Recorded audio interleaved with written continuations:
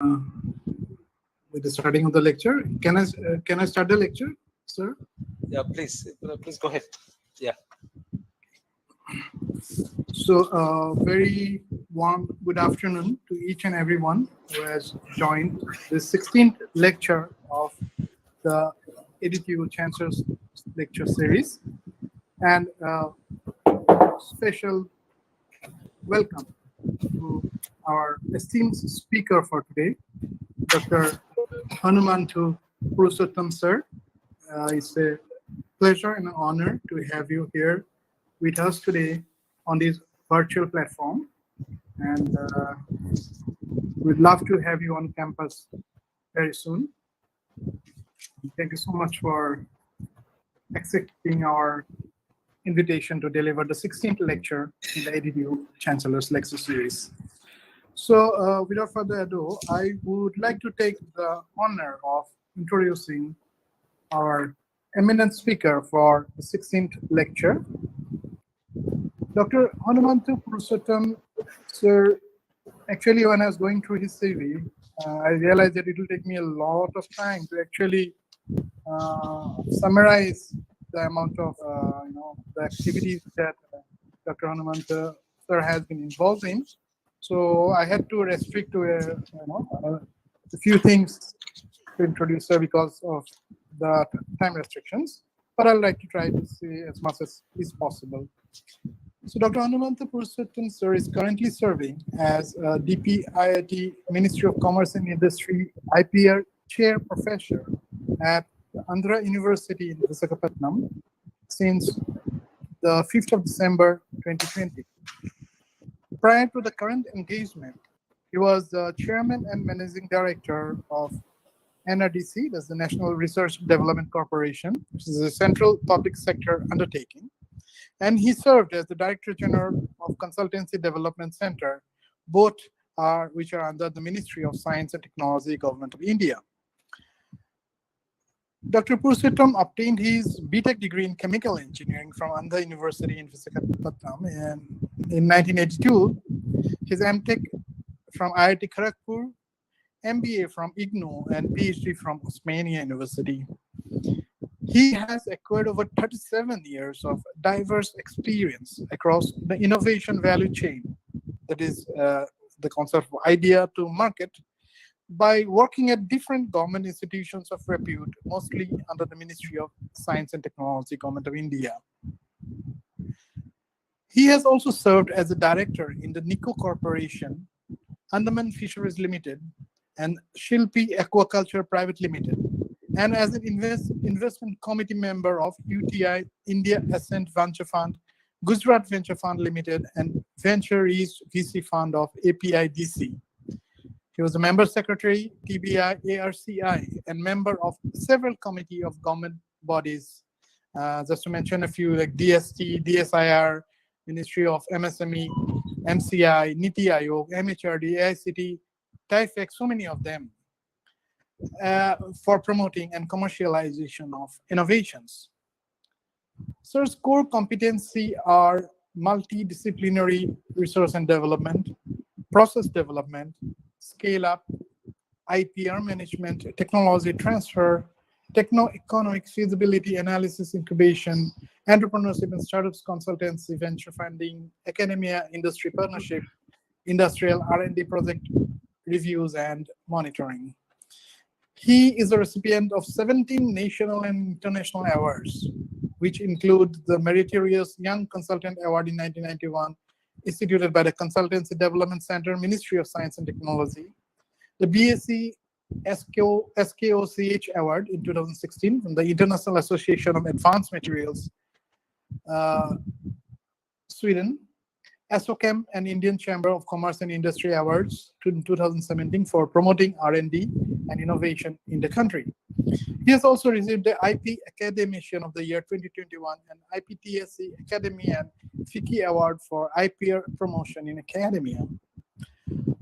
Sir had co-authored and co-authored 65 project reports, 5 book chapters, 1 book, and he has published and presented 85 research papers in various journals and conferences. He has filed 3 patents and help industry in commercializing more than 350 technologies in different sectors. I can continue on this for a lot of time, but I'll restrict this introduction to here. So I will be passing on the platform now to Dr. Hanumantha Purushottam sir.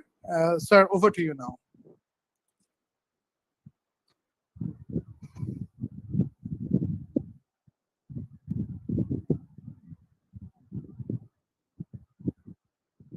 Sir, you are muted.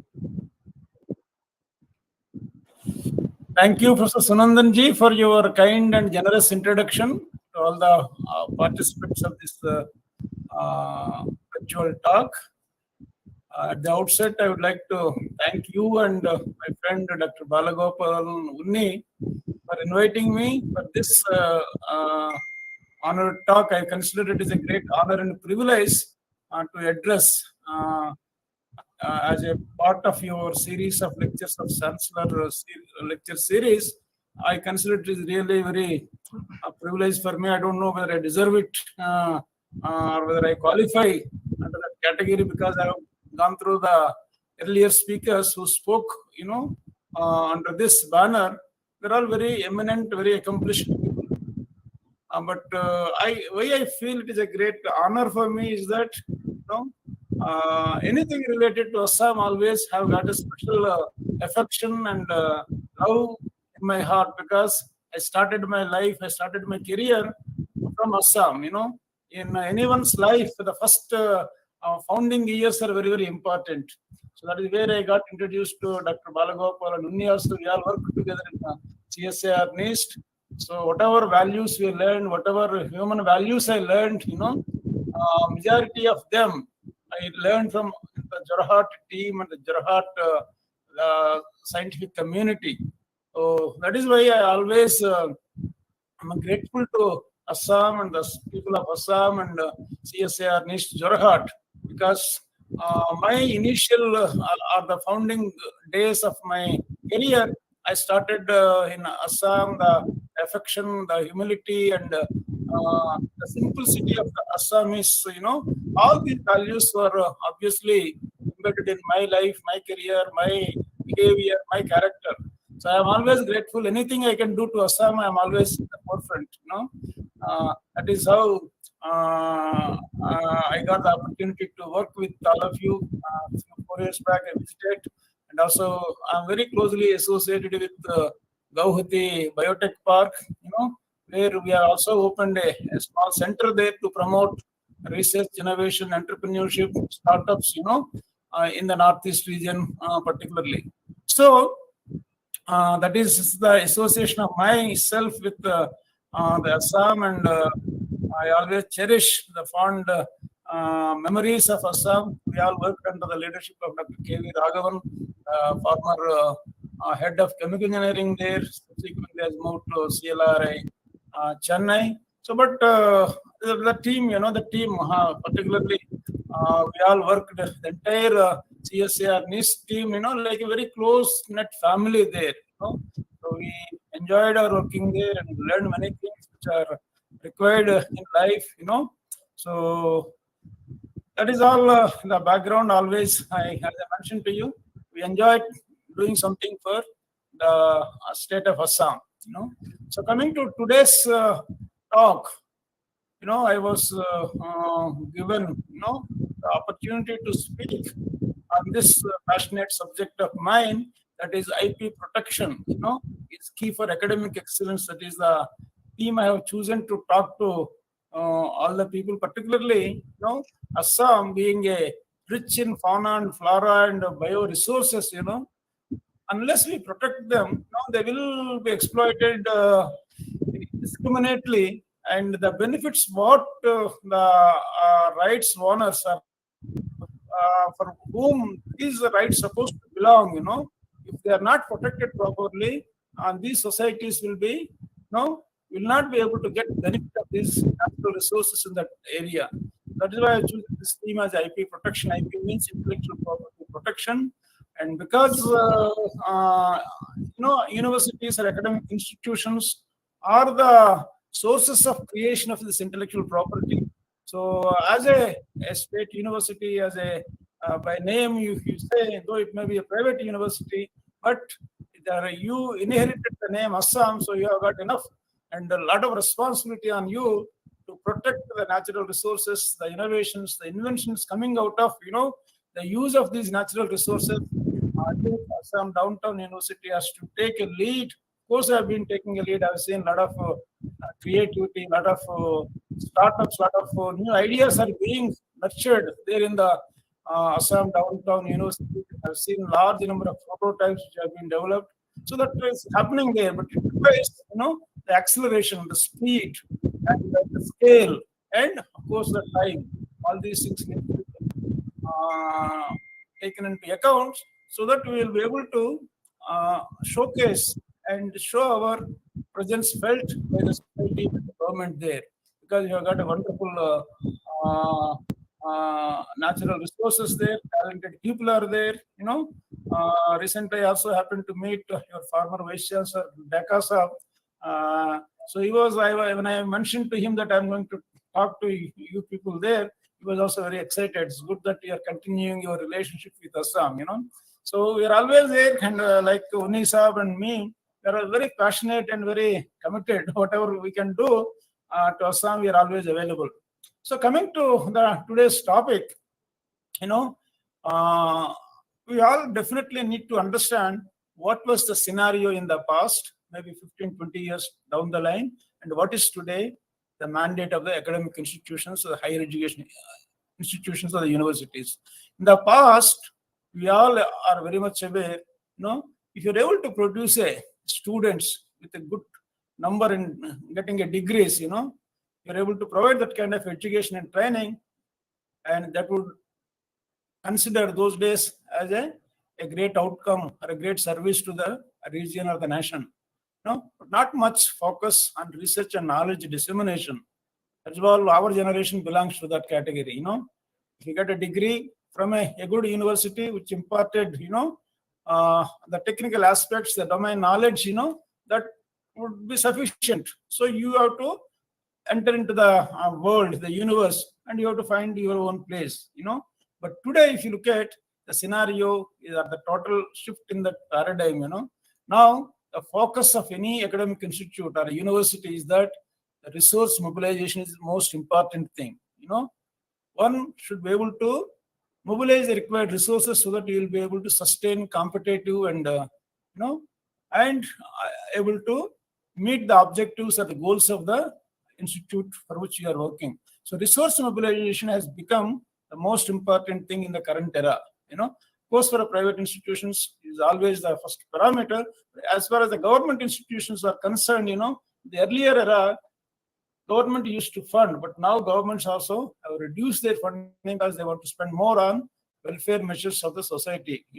So there is definitely a big crunch on the resources, either it is for the private or for the government institutions. They have to be self-sustainable. That is a message very clear to all of us. And the other important thing is that IP and technology commercialization, R&D collaboration with industry, and campus recruitments.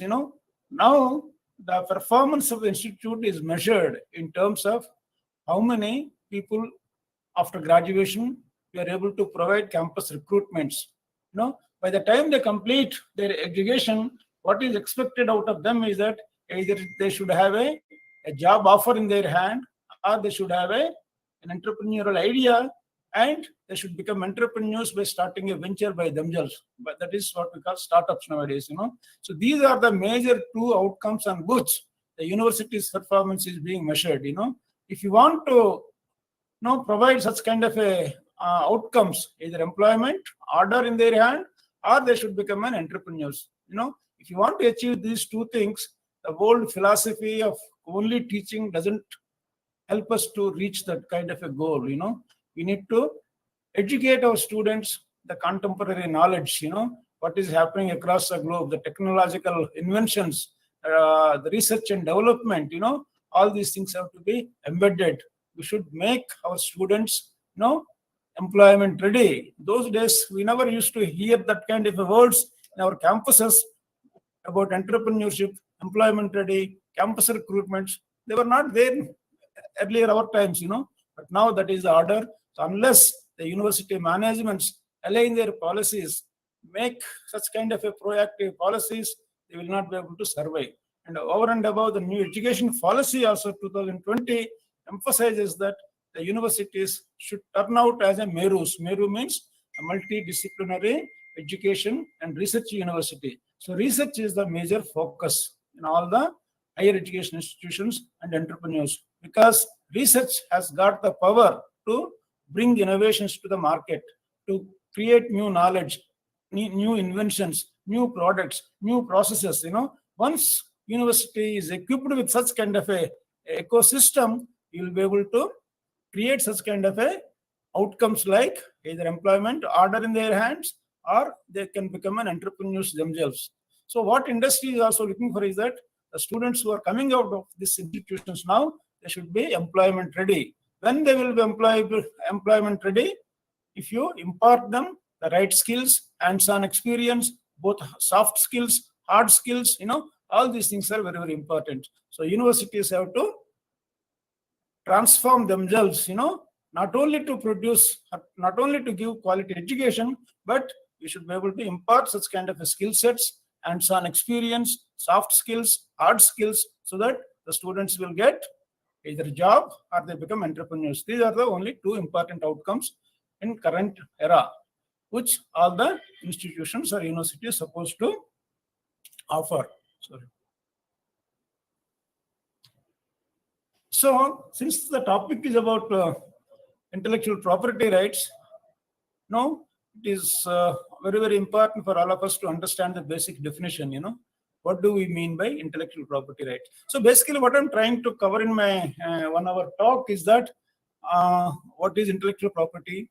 What are all the different types of intellectual property? How do you get these rights? Who gives these rights? Once you get these rights, what kind of benefits you get out of it? What is the process of getting these rights? How universities should pursue intellectual property, either education, teaching, consultancy, or research, and some case studies, and how to motivate students and faculty. It's not that getting patents or creating intellectual property is not very complex. It's not that rocket science. Even if you got a simple solution for a given problem, that is qualifies for getting intellectual property right. And in that process, where India stands, what is that we need to do? So some of my random thoughts I put together to put it before you, so that the faculty members, the researchers get some kind of a broad idea about intellectual property rights and how we can inspire our students.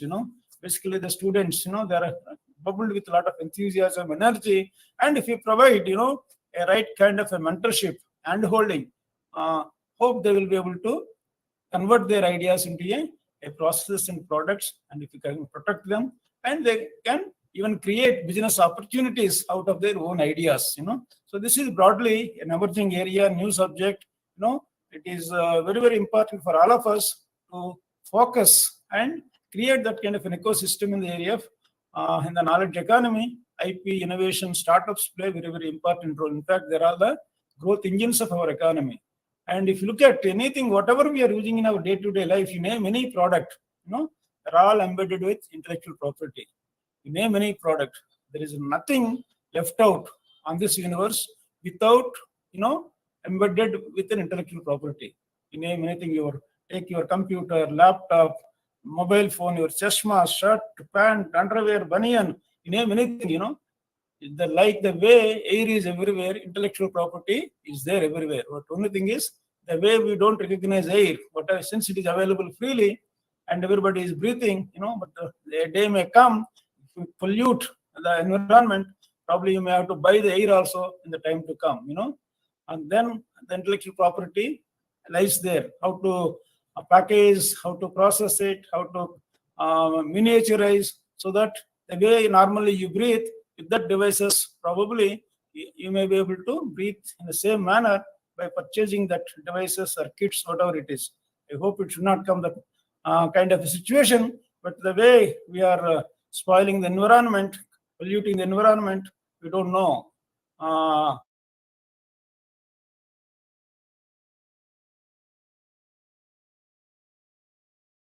pollution, So coming to the topic today, intellectual property. What do you mean by intellectual property? You all know that there is a UN body, a World Intellectual Property Organization, wherein most of the countries are members. There, all these experts, the governments, sit together and define or put a strategies, put a policies, how to develop this intellectual property. Either it could be a legislation or a practices or the technologies, everything related to intellectual property is being determined at the WIPO level, So it's like a kind of a think tank for the intellectual property rights across the globe. So as per their definition, intellectual property refers to creations of the mind, So the creations of the mind is a very, very powerful sentence here. Across the globe, all races, they try to empower the minds of their citizens through the process of education. That is the only tool through which the mind can be strengthened, empowered, can be made creative. So mind is the central part of the entire intellect. So that is why all the governments are coming out with innovative ways and means by which we can strengthen our mind or increase its power, increase its capabilities, its creativity. So that is why anything comes out of our mind through intellectual labor, that's what I could say. Unless you put your intellect, your mind into kind of a labor, you will not be able to create such kind of a creative works or creative things, So what it says is that the World Intellectual Property says is that intellectual property refers to creations of the mind such as inventions, literary and artistic works, designs, symbols, names, and images used in the commerce. So this is what at the global level the WIPO has defined as an intellectual property. So once the IP is created, for example, through invention, you have developed a technology or a product or a process or a service meets certain conditions, then only it is called an invention. And if you get rights on that, that is what we call intellectual property right. For example, you developed a product or a process. I can give an example of niche Jorhat. Some scientists there, they developed an ointment, to cure or to relieve this arthritis pain, using the natural resources there.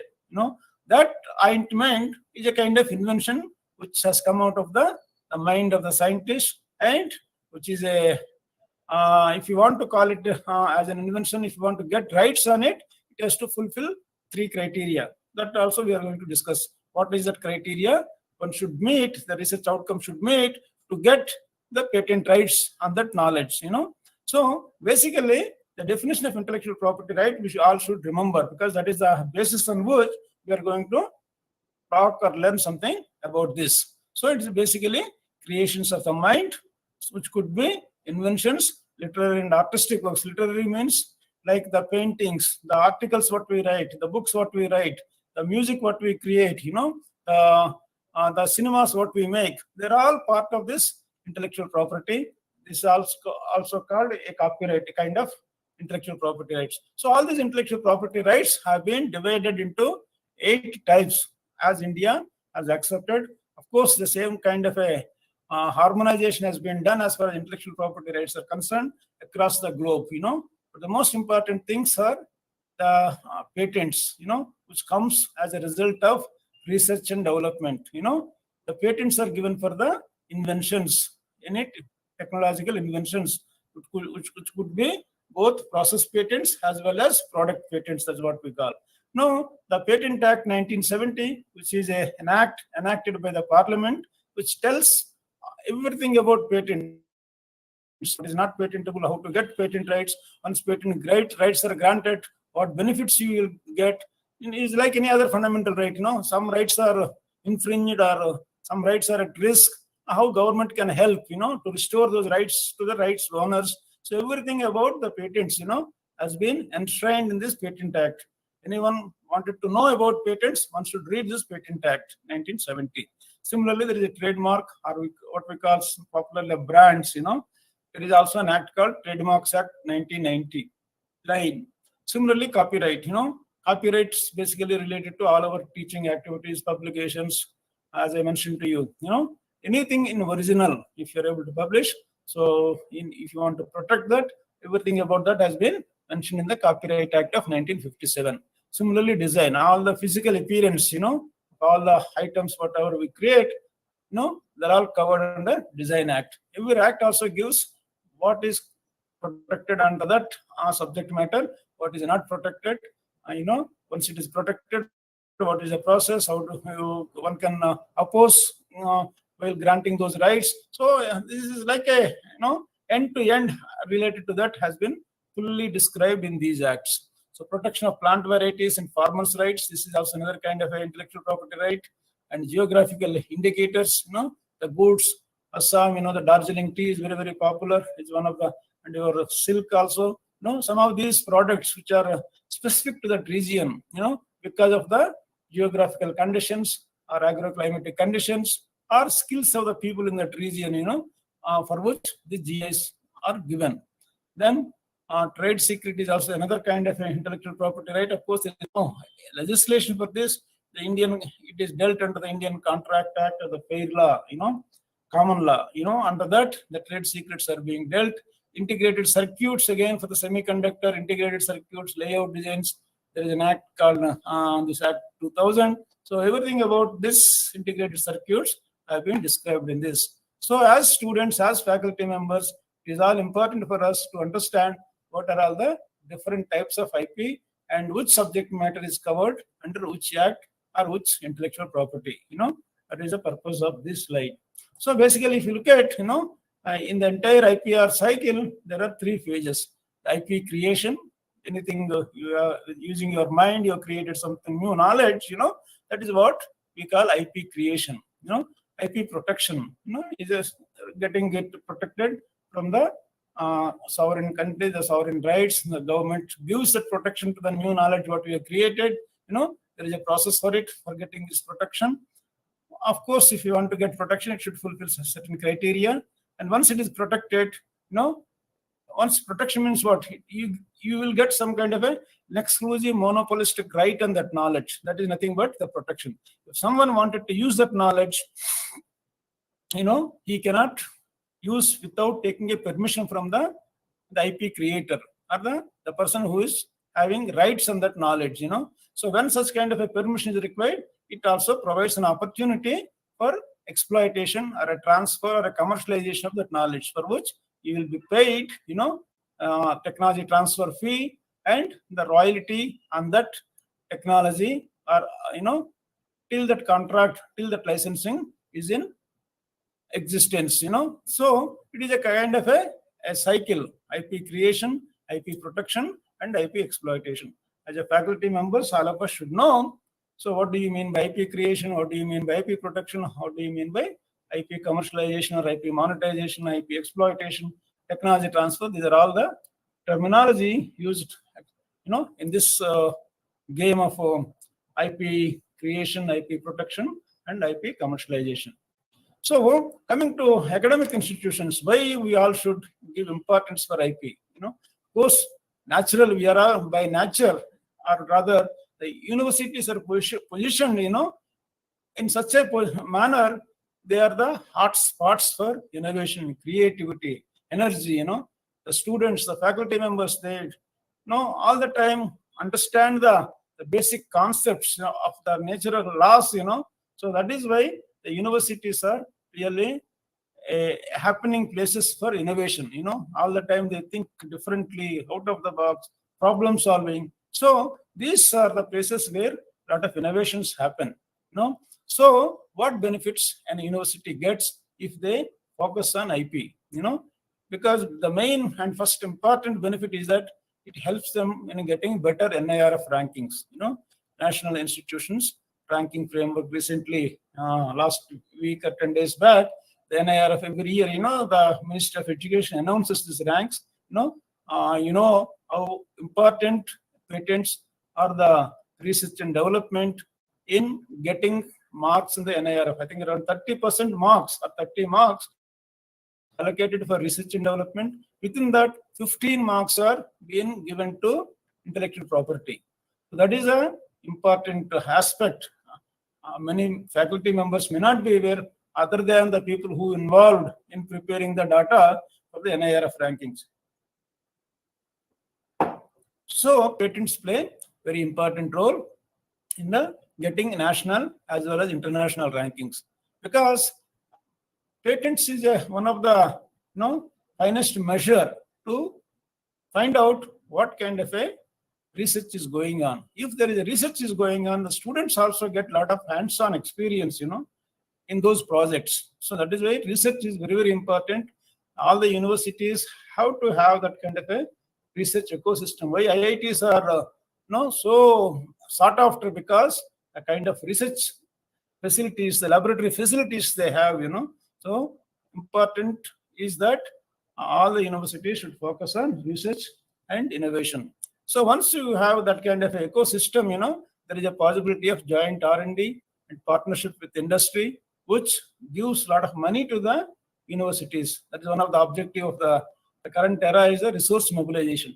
If you want to mobilize resources for the university, the R&D is the key. If you look at most of the Western universities, like universities like Stanford, Harvard, MIT, around 40 to 50% of their budget, they get from the industry partnerships.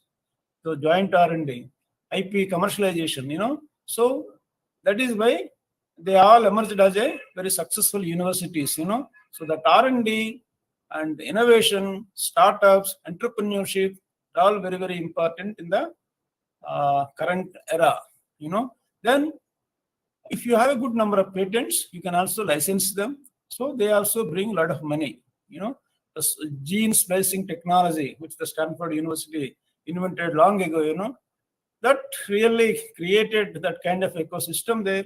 How much money it brought to the university, you're all aware, And also it increases investment in R&D. If you have got a good number of patents, industry comes to us.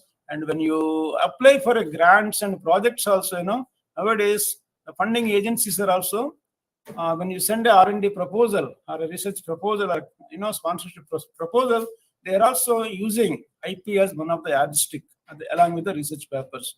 So that is why IP culture is very, very important, building that culture. So establishing an innovation ecosystem. If you have got a good R&D, good IP system, and large number of IPs, it supports and motivates rise, to help the innovation ecosystem to grow. And finally, it also enhances the individual reputation as well as it attracts more talent. If a university has got a good number of faculty with a large number of patents, it is a reputation for the individual himself having a patent. Getting patent is very tough compared to publishing a paper. Publishing a paper is, in my opinion, is much easier. There is a good quality research, and the paper will be sent to maybe 3 or 4 referees, and if they say okay, they will publish it. But whereas getting a patent published, it takes enormous time. It takes 2 to 3 years, and it is opposed, pre-grant opposition, post-grant opposition across the globe. Is not only by individual, across the globe, anyone can oppose it. Hello? Yes. ఎవరు కొద్దిగా నేను క్లాస్లో ఉన్నాను, నేను call చేస్తాను ఒక 5 నిమిషాలు. So what happens is that it will be opposed during the entire process, pre-grant opposition, post-grant opposition. Anyone can oppose. There are, of course, some grounds are given in the Indian Patent Act, and what grounds the patent can be opposed. The intellectuals, people who are working in that area, anyone can oppose.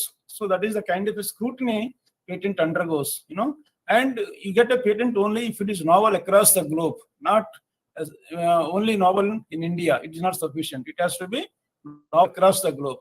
So this is the kind of a scrutiny the patent undergoes. But unfortunately, in our country, not much weightage is being given to the patent holders compared to a person who publishes a paper in a Nature or some other journals, They are given, if you publish one paper in Nature, probably that is sufficient for your entire career.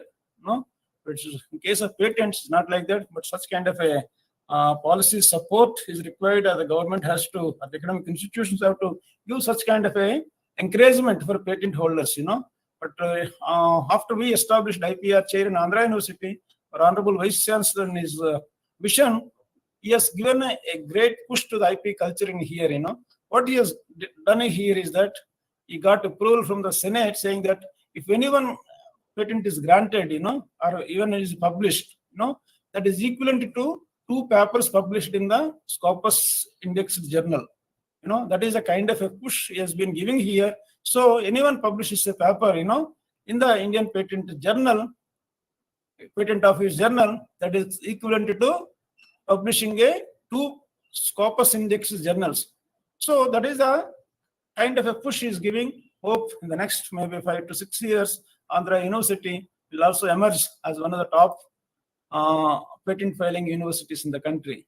So it has to be driven by the top management. If you want to build that kind of a culture, the importance, the urgency to build that kind of IP culture in the universities is very, very important as per the new education policy, as per the current evaluation criteria of performance of the universities.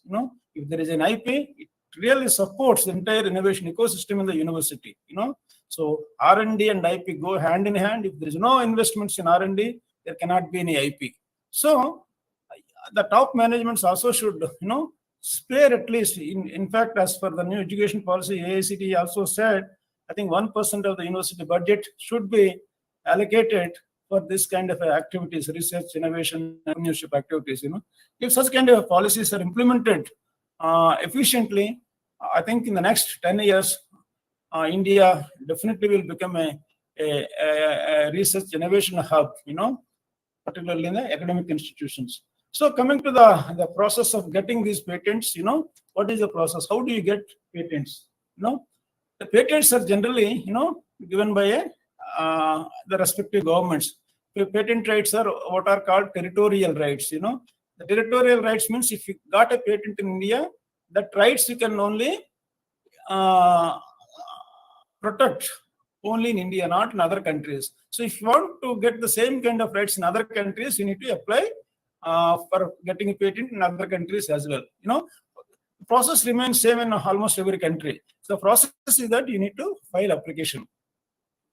There are prescribed forms are available in the Indian Patent Office site, Patent Office.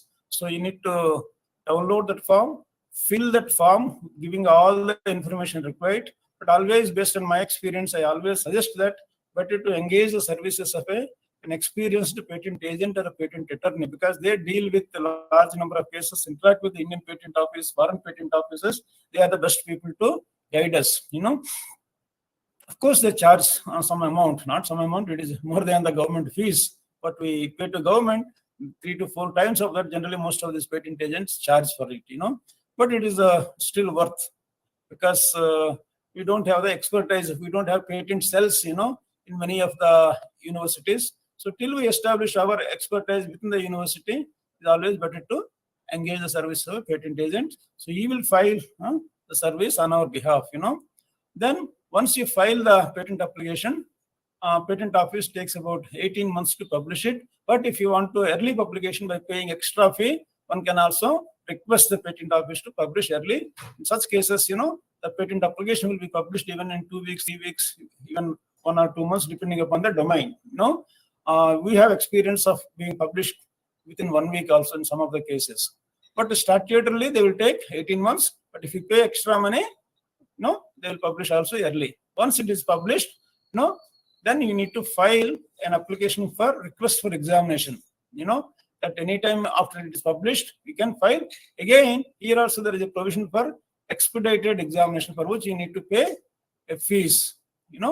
And recently, Government of India has also come out with a direction saying that all the education institutions, they have reduced this government fee by 80%. Earlier, it used to cost about 4 to 5 lakhs the entire life of a patent, from its filing to prosecution and maintaining. Once it is granted for 20 years, it used to cost about 4.5 to 5 lakhs, the government fees alone. even for the academic institutions. Now they have given 80% relief to the academic institutions. So now it is only costing around some 77,000, 76,000 or 77,000 rupees. It is a great push given by the government to promote innovation, entrepreneurship, patents, in our academic institutions. So that is what we all should make use of it, the opportunity. So once we file a request for examination, then the patent office will examine our application with reference to the set criteria. The same criteria is followed across the globe. The criteria is that the patent application, the knowledge what we are seeking protection should fulfill 3 criteria. What is the criteria? Novelty, inventive step, and industrial use. So all the researchers and faculty members should be clear, when they want to file a patent application to protect that knowledge, it should fulfill these 3 criteria: novelty, inventive step, and industrial application. Novelty means how they will establish novelty. They will establish novelty by searching the knowledge available, published knowledge, the knowledge available in the public domain, whether similar kind of knowledge has been published anywhere in the world. If they found out similar kind of knowledge, they will say you are not fulfilling the novelty criteria. But if there is even a hairline difference is there, improvement is there over the existing knowledge, yes, you will qualify for that. So that is how they do this assessment. Novelty is the absolute novelty. They will do it for that across the globe. So that is why it's very, very tough and difficult to get a patent granted, because the novelty component is such a stringent. Unless if it may be novel in India, but you may not get the patent. It has to be novel across the globe. Then only we get the patent. So they examine with reference to that criteria which has been agreed, by all the countries. Against that criteria, the assessment of patentability will be done. If it fulfills the criteria, then you will grant the patent. If it is not done, the patent controller, the patent office gives a report, saying that patent cannot be granted to you because of the following reasons. Already so and so, as in that country, so and so inventor has already published a patent, published a paper. And you will give all the references also. Then you need to oppose and explain to the controller, patent controller. If he satisfies with your argument, you may grant a patent. And if it doesn't satisfy, he may ask you to modify the claims of the patent, because already someone has said this, but you are saying there is a difference. So you may ask you to modify your claims of your patent in line with the prevailing knowledge. Once everything is done, if he satisfies, after filing our responses, if he satisfies, you will grant the patent. If he is not satisfied, he may reject the patent. So even if after it is granted, someone can also oppose within 1 year of granting of the patent. That is what we call post-grant opposition. Again, the controller will hear both the parties, and if he satisfies, he will also constitute a committee here, committee of experts. And based on the experts' opinion, suggestions, he will either give or refuse the patent granting. So in this process, there is a pre-grant opposition as well as post-grant opposition. Both the cases, he will hear. If he satisfies himself, then, of course, based on the expert's opinion, he will either grant the patent or refuse the patent. So this is the broad process. As fact, entire process can take up to 48 months for even for the filing for the request for examination. There are incidents, in Indian Patent Office, the patent, the time was elapsed. Generally, the patent life is 20 years. There are many cases, the patent has not come even for examination, and it was not even granted within 20 years. But now the situation is different. The patent offices have been modernized. A lot of examiners have been appointed. More than 500 examiners have been appointed.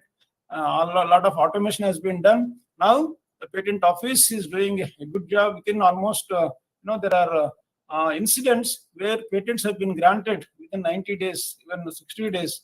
That is a kind of a thing happening. A modernization of patents are taking place. Now we can also file online applications. You don't have to go all the way to any patent office. So many things are happening, leveraging the technology. So as I told you, what is the criteria and what can be patented?